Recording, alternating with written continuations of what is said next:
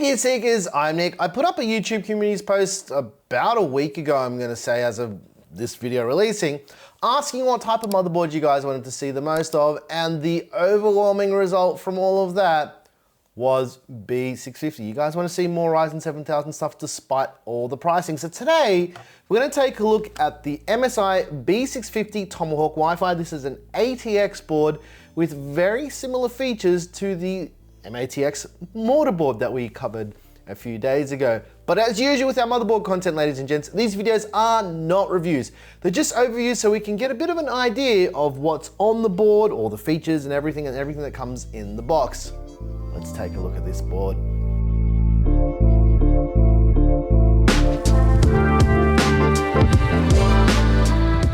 All right, here it is, ladies and gents, the MSI MAG B650 Tomahawk Wi-Fi. First of all, need to get that motherboard out of the box so we can take a bit of a closer look at all of the things that come with this board. First up, we've got some dipole Wi-Fi antennas for the built-in Wi-Fi and Bluetooth that comes with this board. There's also a bunch of documentation. You've got a quick installation guide, which will basically just show you how to socket a CPU if you've never done it before, how to install RAM, and just regular documentation. There's also some of these spare M.2 clips because motherboard M.2 screws are kind of getting phased out in place of these new clips. There's also a set of stickers. Now, usually I would bag these stickers out, but these ones are actually kind of useful because you can use them to label your cables, right? Isn't that a nice little thing? There's also a set of SATA or SATA cables for your 2.5-inch SSDs or your spinning rush drives. We call them SATA cables here in Australia, ladies and gents. All right, now let's unsheath the B650 Tomahawk Wi-Fi to take a bit of a closer look at everything that's going on this board. First of all, we've got the front panel audio header, a 12-pin analog RGB header. There's a bunch of other headers here you may or may not use. There's also two more PWM fan headers, two USB 2.0 headers for things like liquid coolers and RGB controls and all that kind of stuff. There's also two SATA ports for your 2.5-inch SSDs or your spinning rush drives, a 3-pin 5-volt addressable RGB header, and the front panel header for your lights and all your switches to let you know your system is up and running. On the right-hand edge of the board, there's a PWM fan header, a USB 3.2 right-angled header, 4 more SATA ports for your 2.5-inch SSDs or your spinning rush drives. There's also a USB Type-C front panel header up there as well. There's the 24-pin power connector to send juice to your brand new B650 Tomahawk. There's another PWM fan header. There's also a diagnostic postcode LED array. This basically helps you diagnose your system without a postcode LED screen, and another 3-pin 5-volt addressable RGB header. There's a 4-pin 12-volt RGB header, as well as 3 PWM fan headers for things like your CPU fans and your liquid coolers and all that kind of jazz, as well as 2 8-pin EPS power connectors for your CPU power. There's also another PWM fan header that is next to the top M.2 slot on the board. I thought this one was worth mentioning because it is there, right?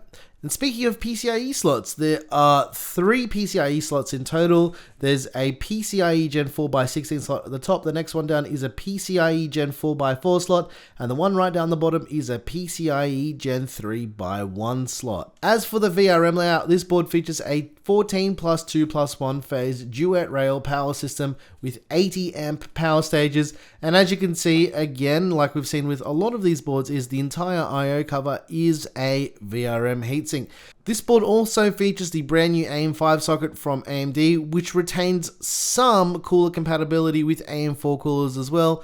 There's a whole video that we're making at the moment about all of this. Now, if you haven't seen the inside of this brand new AM5 socket, here's a little bit of a sneak peek. It supports Ryzen 7000 CPUs with a total of 1,718 contact pins inside the socket for these new CPUs, but let's flip the board over so we can take a bit of a closer look at what's going on here. We've had a lot of discussion about backplates for CPU coolers. There is a whole video coming with all of this stuff you guys have been asking. For RAM compatibility, it's got 4 DDR5 RAM slots that supports up to 128 gigs of total memory at 6600 mega transfers overclocked with either XMP or AMD Expo. Let's take the heat sinks off for the M.2 slots here. What you're seeing is 3 M.2 slots here. They all support PCIe Gen 4 M.2 drives. They're also using these little plastic clips here for the drive, so you don't need to use screws anymore. In terms of re-IO, we've got a DisplayPort connector, we've got HDMI, we've got a BIOS flashback button. There's 2.5 gigabit Ethernet, a whole bunch of USB Type-A ports. There's USB Type-C. There's also antenna connectors for the built-in Wi-Fi 6, as well as 7.1 digital surround sound with optical and SPDIF and an integrated I/O shield. MSI is doing it on all their boards. Gigabyte's not. Very confusing.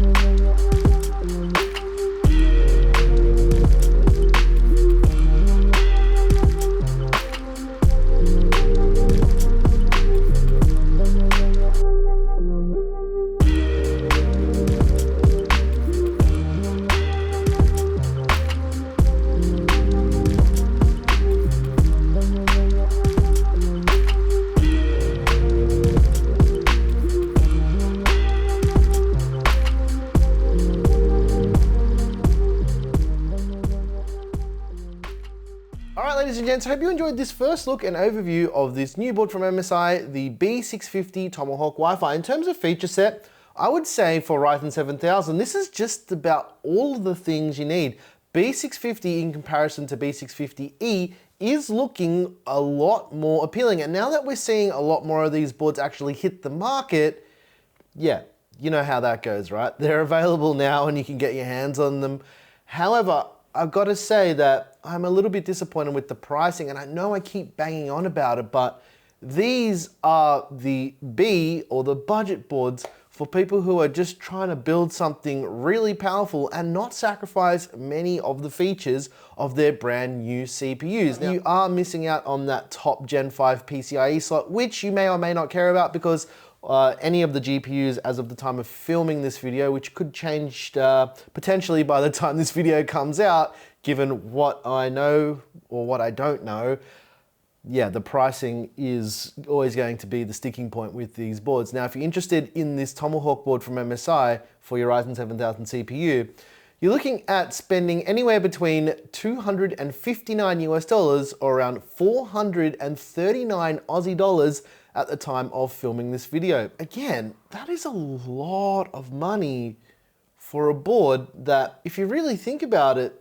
this is an equivalent, let's call it a Ryzen 5000 equivalent of the B550 Tomahawk, which was a wildly popular board, and that board was a fraction of the price of this thing. And yes, I get it, times change, there's newer technology and whatnot, but it's just a little bit too pricey for what it is. Now, hopefully the board partners and AMD will catch wind of these prices being a little bit on the steep side and adjust them so people can actually buy these things for a good price.